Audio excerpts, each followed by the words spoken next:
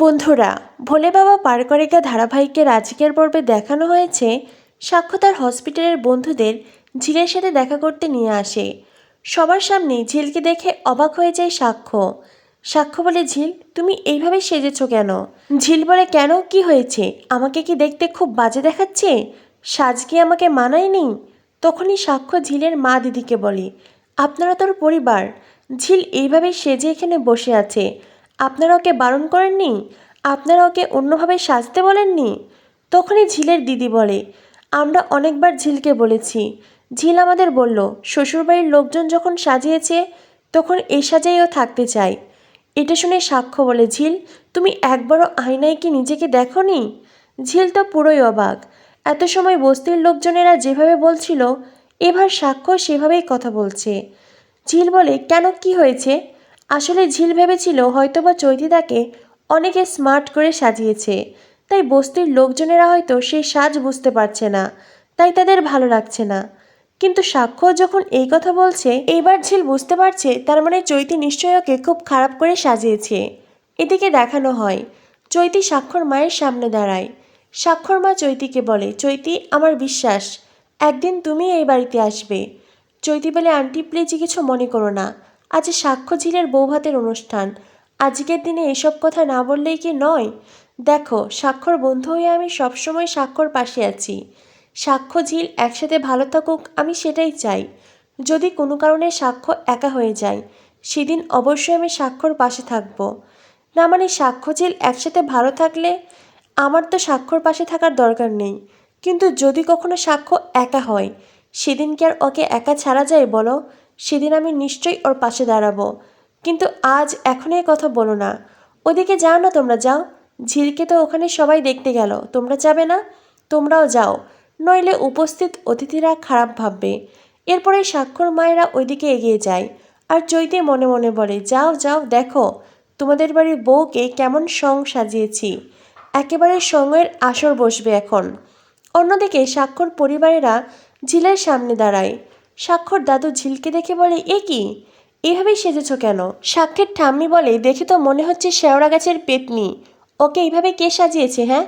না কেউ একা একাই এইভাবে সেজেছে? সাক্ষর দাদু বলে, ছি ছি ছি ছি, পরিবারের মান সম্মান পুরো শেষ করে দিল। মান সম্মান আর রাখলো না এই মেয়ে। এই নাকি এই বাড়ির বউ, আমার নাত বউ ভাবা যায়? এই মেয়েটাকেই নাকি আমার নাতির মনে ধরেছে। ছি, এখানে এই সঙ্গের আসরে এসে আমার সারা জীবনের রুচি নষ্ট হয়ে গেল। এই বলে দাদু ঠাম্মি ওখান থেকে চলে যায়। সাক্ষর মা তখন বলে, তুমি এইভাবে সেজেছ কেন? সাক্ষর মেজকা বলে, ছি ছি ছি ছি, মান সম্মান কিছু থাকলো না। তখনই সাক্ষ্য বলে, ঝিল তোমাকে এভাবে কে সাজিয়েছে? ঝিল এসে বলে, চৈতি ম্যাম। সাক্ষর বাবা আসে। সাক্ষর বাবা ঝিলকে দেখে অবাক হয়ে যায়। সাক্ষর বাবার মনেও নানান প্রশ্ন।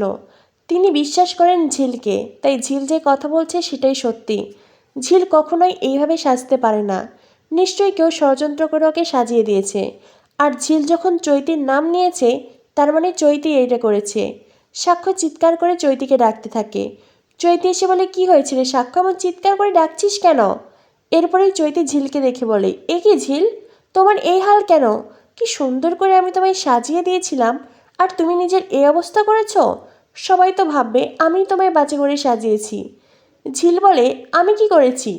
চৈতি বলে, আমি তো তোমাকে খুব সুন্দর রঙের লিপস্টিক দিয়ে দিয়েছিলাম, সেটা বুঝি তোমার পছন্দ হয়নি, তাই নিজে নিজে আবার এই কালার দিয়েছ।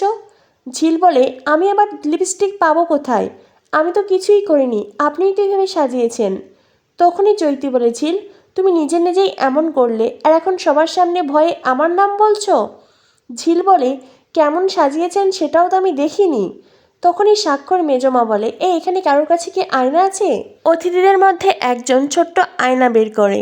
সাক্ষর মেজমা ঝিলকে দিয়ে বলে, ধর দেখ নিজেকে কেমন লাগছে তোকে। ঝিল নিজেকে দেখে।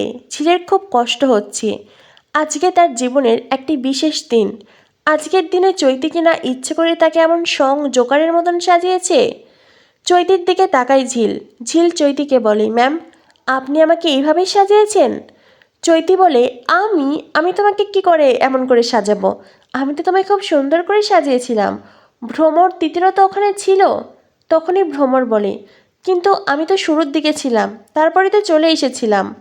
চৈতি বলে, তো তুমি তো শুরুর দিকে ছিলে ভ্রমর, তুমি তো দেখেছিলে আমি কি ঝিলকে এভাবে সাজিয়েছিলাম। আমার যদি ওকে বাজে করে সাজানোর হতো তো আমি শুরু থেকেই বাজে করে সাজাতাম। চৈতি তখন ঝিলের হেয়ার স্টাইল করেছিল, ভ্রমর সেখানে ছিল। এমনকি চৈতি কীভাবে ঝিলকে শাড়ি পরিয়েছে সেটাও ভ্রমর দেখেছিল, কিন্তু একবারের জন্য সেই কথাগুলো সে বলল না। ভ্রমর পুরো বিষয়টাই চেপে গেল। অন্যদিকে তিতির সেখানে আসে। তিতিরের মা তিতিরকে ডাকে চৈতির সাক্ষী হিসেবে। তিতির এসে ঝিলকে দেখে বলে, এ কি, এই অবস্থা কেন? চৈতিদি তোমাকে এত সুন্দর করে সাজিয়ে দিয়েছিল, সেই সাজ বুঝি তোমার পছন্দ হয়নি, তাই নিজে নিজে আবার এইভাবে সেজেছ? 100 বার বলেছিলাম আয়না দেখো, একবারও তো আয়না দেখোনি, আর এখন এই হাল করেছ। তিতিরের কথা শুনেও ঝিল অবাক হয়ে যায়। স্বাক্ষর মেজমা বলে, বস্তির মেয়ে তো, আগে এত মেকআপ এত কসমেটিক্স দেখেনি, হঠাৎ করে দেখে মাথা ঘুরে গেছে, তাই সব কিছুই বেশি বেশি দিয়েছে। ভেবেছে এই সব কিছু বেশি বেশি দিলেই ওকে সুন্দর দেখাবে। তখনই ঝিলের মা চৈতিকে বলে, চৈতি ম্যাডাম, আপনি ইচ্ছে করে আমার মেয়েকে এইভাবেই সাজিয়ে দিয়েছেন তাই না, যাকে ওকে দেখতে খারাপ লাগে?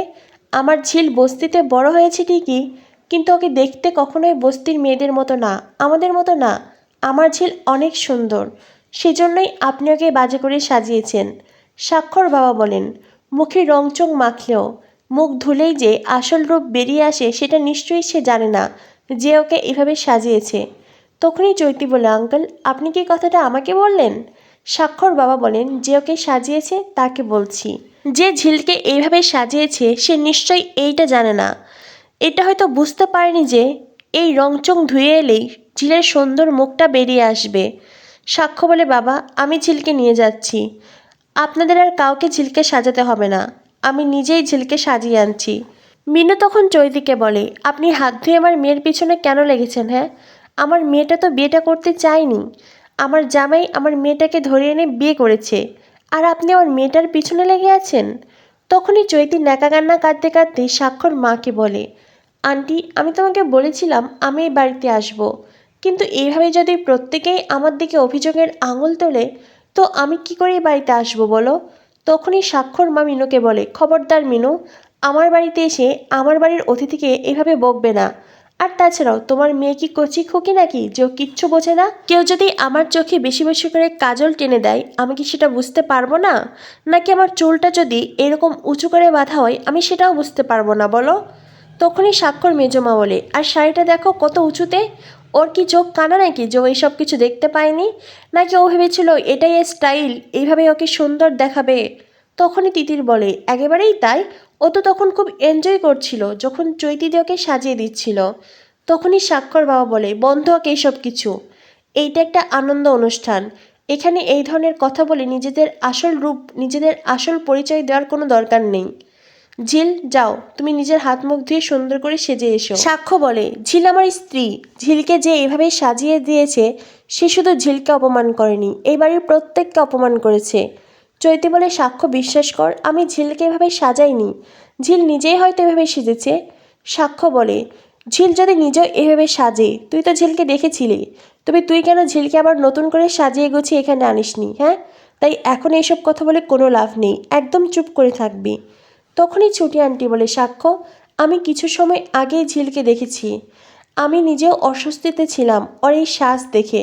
ঠিক আছে তুমি কোনো চিন্তা করো না, আমি ঝিলকে নিয়ে যাচ্ছি, সুন্দর করে সাজিয়ে আনছি। সাক্ষ্য বলে, তার কোনো দরকার নেই ছুটি আন্টি, আমি নিজেই ঝিলকে সাজাবো, ঝিল আমার স্ত্রী, তাই আমি নিজে ওকে সুন্দর করে সাজিয়ে এখানে আনবো।